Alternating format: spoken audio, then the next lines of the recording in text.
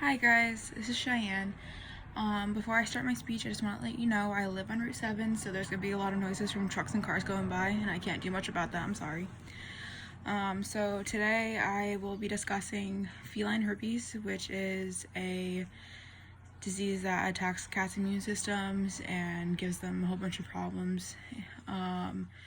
So I didn't know that they could get this when I first initially got a cat, and it turns out my cat has it from being at the shelter. So this is what I'll be discussing today.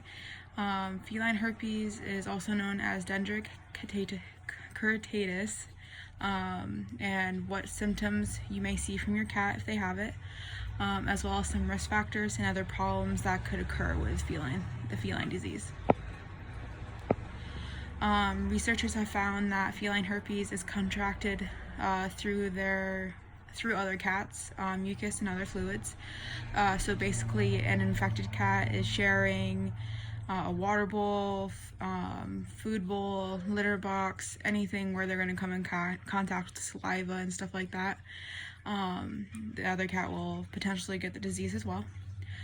Another way that a cat can get it is that if a pregnant cat has the disease, she will pass it on to her kittens. So that's basically what happened with my cat. Due to the fact that it's a highly contagious virus, it can be commonly found in shelters and big multi-cat homes. So initially many cats have been exposed to the feline herpes at some point in their lives. Some of the symptoms consist of sneezing attacks, discharge from the nose and eyes, pink eye, or inflammation of the eyelid, lesions around the eyes, eye ulcers, congestion, fever, depression, loss of appetite, drooling, squinting, and lack of energy, which is what you don't want, because you want them moving around to get rid of all of their mucus and stuff like that that's built up in their upper respiratory system.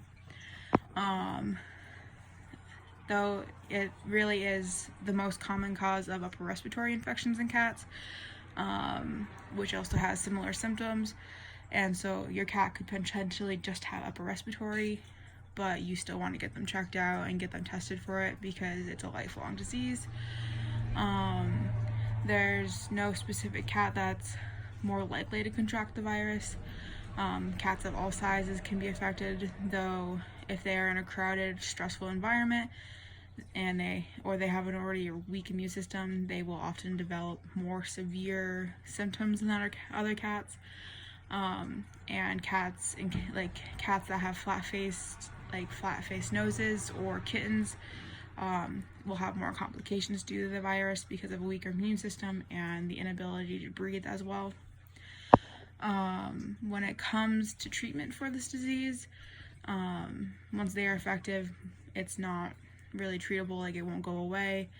However, its symptoms can be treated, so the upper respiratory system and eye sores, the vets will typically prescribe antibiotics, antiviral medications, shots.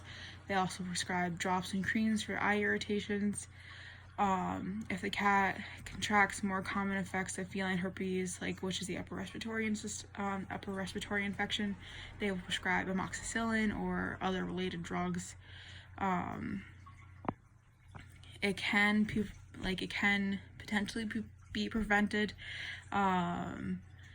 So there's vaccines they can give them, but you have to get them annually, so you have to make sure you're getting your cat into the vet first.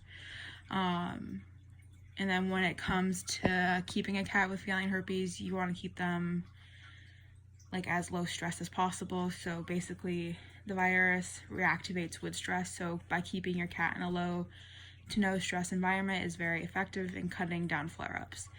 A cat can be under stress through sudden changes in their environment or daily routine, such as when moving to a new home, new visitors, loud, uncommon noises. So make sure your cat has a nice hiding space that's comfortable for them and they have access to natural sunlight. And then also there's ways to keep their immune system boosted. So there's certain paste that you can give them that they love as treats and whatnot.